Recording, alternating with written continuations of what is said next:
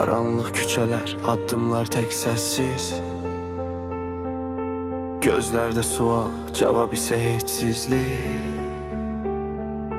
Dumanlı xəyallar gerçəkdən tələsir. Hər küncdə bir sir, ürəkdə gizlilik. Bəlkə sən deyilsən qəlbimdəki izlərdə. Bəlkə bu həqiqət yalanların içində. Bəlkə sən deyilsən baxışlarım dərinlə. Bəlkə mən itmişəm öz düşüncələrimdə.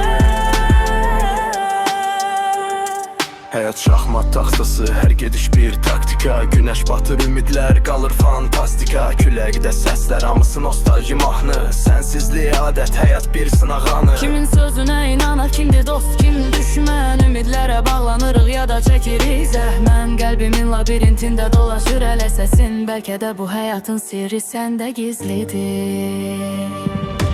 Bəlkə sən deyilsən qəlbimdəki izlərdə. Bəlkə bu həqiqət yalanların içində. Bəlkə sən deyilsən baxışlarım dərinlə. Bəlkə mən itmişəm öz düşüncələrimdə.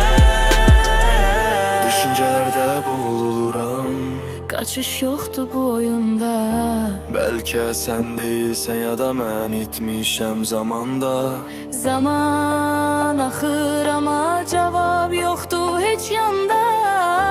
Bəlkə bu həyatın sirri qaranlıq bir otaqda.